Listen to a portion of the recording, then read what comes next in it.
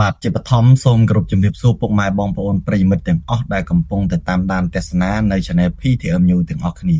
ហើយសម្រាប់ថ្ងៃនេះគឺជាថ្ងៃទី23នៃខែវិច្ឆិកាឆ្នាំ2025ហើយដោយអ្វីដែលបានសន្យាជាមួយបងប្អូនពីវីដេអូមុនកន្លងទៅហើយថាខ្ញុំនឹងទៅស្វែងរករាល់ព្រឹត្តិការណ៍ព័ត៌មានដែលកើតមាននៅឯប្រទេសថៃដើម្បីលើកយកមកចែករំលែកចែកជូនដល់បងប្អូនទាំងអស់គ្នាឲ្យបានដឹង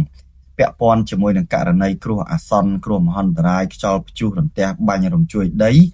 ផ្សេងទៀតបងប្អូនណាឲ្យតែមានខ្ញុំនឹងលើកយកមកចែកជូនដល់បងប្អូនហើយក៏សូមអភ័យទោសនិងអធិស្ឋានដល់បងប្អូនទាំងអស់គ្នាដែរដោយសារមួយរយៈនេះខ្ញុំអាក់ខានក្នុងការចេញវីដេអូចែកជូនដល់បងប្អូនទាំងអស់គ្នាឲ្យបានដឹងដោយសារមួយរយៈនេះឃើញថាប្រទេសថៃគឺមានករណីគ្រោះអាសន្ននឹងច្រើនមែនទែនពាក់ព័ន្ធជាមួយនឹងអគ្គិភ័យក៏កើតមានទឹកជំនន់ក៏កើតមានហើយការគម្រាមកំហែងនៃការបាក់ទំនប់វារីអគ្គិសនីនឹងក៏កើតមានប៉ុន្តែគួរឲ្យសោកស្ដាយបងប្អូនណាដោយសារតែខ្ញុំមានបញ្ហាសុខភាពដូច្នេះហើយមិនបានចេញវីដេអូឬក៏ព័ត៌មាននឹងចែកជូនដល់បងប្អូនទាំងអស់គ្នាទេប៉ុន្តែមិនជាថ្មីទេដោយសារតែខ្ញុំឃើញបងប្អូនជាច្រើនជាពិសេសនៅក្នុងបណ្ដាញសង្គម Facebook YouTube ហ្នឹងឃើញថាផ្សព្វផ្សាយច្រើនពាក់ព័ន្ធជាមួយនឹងករណីទាំងអស់នោះហើយដូច្នេះសង្ឃឹមថាព័ត៌មានទាំងអស់នោះនឹងបញ្ជ្រាបឬក៏ជម្រាបទៅដល់បងប្អូនទាំងអស់គ្នាឲ្យបានដឹងវិលមកជួបបងប្អូនទាំងអស់គ្នាដោយលើកយកអត្ថបទករណីអគ្គិភ័យដែលកើតមាននៅឯប្រទេសថៃដើម្បីលើកយកមកចែករំលែកចែកជូនដល់បងប្អូនទាំងអស់គ្នាឲ្យបានដឹងដោយសពមួយដងអញ្ចឹងសម្រាប់ថ្ងៃនេះខ្ញុំមានអត្ថបទពាក់ព័ន្ធជាមួយនឹងករណីអគ្គិភ័យដែលឆាបឆេះផ្ទះល្វែងមួយកន្លែងដែលមានកម្ពស់រហូតដល់3ជាន់នៅឯទីក្រុងបាងកកដដែលបងប្អូនណានៅសង្កាត់ខុនណាវ៉ាក្រុងបាងរ៉ាឬក៏រាជធានីក្រុងបាងកកនឹងឯងកាលពីម្សិលមិញនៅរសៀលថ្ងៃទី22បងប្អូនណាខែវិច្ឆិកាឆ្នាំ2025មានករណីអគ្គិភ័យផ្ទុះឡើងគឺថាឃើញមានភ្លើងឆេះយ៉ាងសន្ធោសន្ធៅតែម្ដងដោយឆេះអគារផ្ទះប្រជាពលរដ្ឋដែលមានកម្ពស់រហូតដល់3ជាន់ស្ថិតនៅឯផ្លូវខុនណាវ៉ាហៅសង្កាត់ខុនណាវ៉ាផ្លូវព្រះរាមទី4សង្កាត់មហាព្រឹករាមក្រុងបាងរ៉ារាជធានីក្រុងបាងកកនៅវេលាម៉ោងប្រមាណជា 1:18 នាទីមជ្ឈមណ្ឌលទទួលព័ត៌មានសង្គ្រោះបន្ទាន់លេខ199របស់ថៃទទួលបានសម្លេងពីប្រជាជនដែលធ្វើការរាយការណ៍ថាឃើញមានផ្សែងខ្មៅក្រាស់ខ្មឹកបងប្អូនណាពាសពេញផ្ទៃមេឃនិងអណ្ដាតភ្លើងផ្ទុះឡើងពីជាន់ទី3នៃអគារដែលបានឆាប់ឆេះភ្លាមនោះមន្ត្រីបញ្ជាការបានចេញរថយន្តពន្លត់អគ្គិភ័យនិងរថយន្តសង្គ្រោះជាច្រើនគ្រឿងពីស្ថានីយ៍ពន្លត់អគ្គិភ័យនិង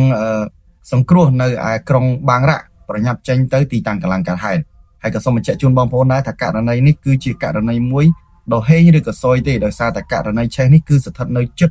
នឹងទីតាំងរបស់អាជ្ញាធរឬក៏មជ្ឈមណ្ឌលសង្គ្រោះបន្ទាន់នឹងឯងដូច្នេះមិនដល់3នាទីទេបងប្អូនឃើញថានៅវេលាម៉ោងប្រមាណជា 13:21 នាទីកងកម្លាំងពន្លត់អគ្គិភ័យបានទៅដល់កន្លែងកើតហេតុភ្លាមហើយស្ថានភាពនៅពេលនោះអណ្ដាតភ្លើងកំពុងតែឆាបឆេះយ៉ាងខ្លាំងក្លានៅជាន់ទី3ផ្សែងខ្មៅក្រាស់ខ្មឹកហោះពីពេញមេឃប្រជាជននៅក្បែរនោះមានការភ័យស្លន់ស្លោនិងជួយគ្នាក្នុងការជំនះប្រជាជនចេញពីតំបន់នោះភ្លាមមន្ត្រីពន្លត់អគ្គិភ័យបានដាក់ប្រព័ន្ធបាញ់ទឹកក៏រួមទាំងរថយន្តពន្លត់អគ្គិភ័យជាច្រើនគ្រឿងបងប្អូនរួមទាំងជណ្ដើរដាក់ដើម្បីឡើងទៅជាន់ទី3ដើម្បីធ្វើការពន្លត់នៅចំណុចដែលកំពុងតែឆាបឆេះដ៏ខ្ពស់បំផុតនោះក្នុងពេលជាមួយគ្នានោះក្រុមសង្គ្រោះក៏បានចូលទៅត្រួតពិនិត្យនៅក្នុងអគារព្រោះមានព័ត៌មានថានៅមានមនុស្សជាប់គាំងនៅក្នុងអគាររយៈពេលប្រមាណជា16នាទីក្រោយមកបងប្អូនណាវេលាម៉ោងប្រមាណជា1:37នាទីអណ្ដាតភ្លើងគឺត្រូវបានគ្រប់គ្រងនិងពន្លត់បានទាំងស្រុងហើយមន្ត្រីរកឃើញស្ត្រីម្នាក់គេសុំមិនបញ្ចេញអត្តសញ្ញាណទេបានជាប់នៅក្នុងអគារហើយត្រូវបាននាំចេញមកខាងក្រៅដោយសុវត្ថិភាពប៉ុន្តែស្ថានភាពរបួសគឺធ្ងន់ធ្ងរដូច្នេះហើយឥឡូវនេះកំពុងតែរងចាំការបញ្ជាក់ពីក្រុមគ្រូពេទ្យបងប្អូនណានិងសង្គ្រោះបន្ទាន់ថាស្ត្រីម្នាក់នោះស្លាប់ឬក៏របួសបច្ចុប្បន្នកម្លាំងនគរបាលនិងអ្នកជំនាញខាងផ្នែកវិទ្យាសាស្ត្រកំពុងតែចុះត្រួតពិនិត្យនៅកន្លែងកើតហេតុដើម្បីស្វែងរកមូលហេតុដំបូងនៃការឆាបឆេះអគ្គិភ័យនេះបងប្អូនឃើញថាវិសាលភាពនៃការខូចខាតនោះគឺ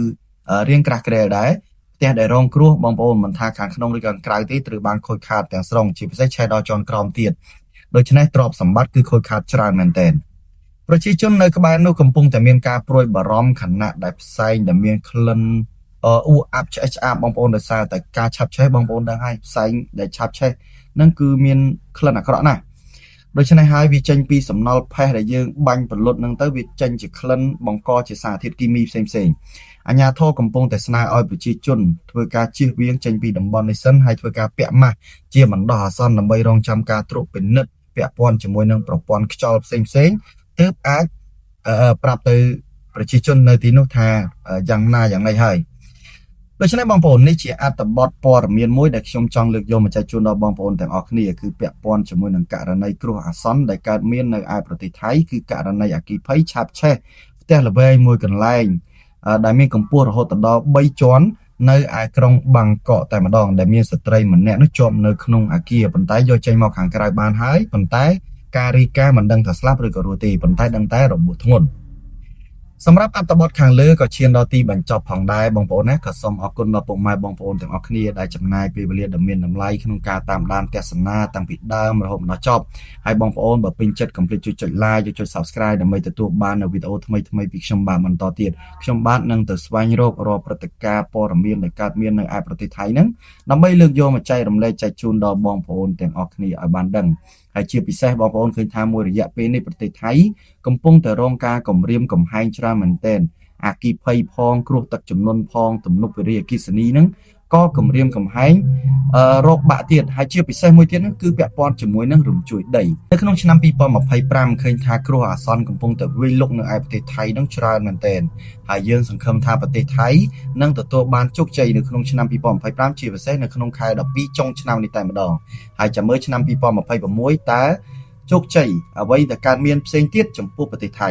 ដូច្នេះបងប្អូនសម្រាប់អត្ថបទខាងលើក៏ឈានដល់ទីបញ្ចប់ហើយក៏សូមអរគុណដល់ពុកម៉ែបងប្អូនទាំងអស់គ្នានៅពេលនេះខ្ញុំបាទ PTM New ក៏សូមអរគុណនិងសូមគោរពលាជួបគ្នានៅវីដេអូក្រោយជាបន្តបន្ទាប់សូមអរគុណ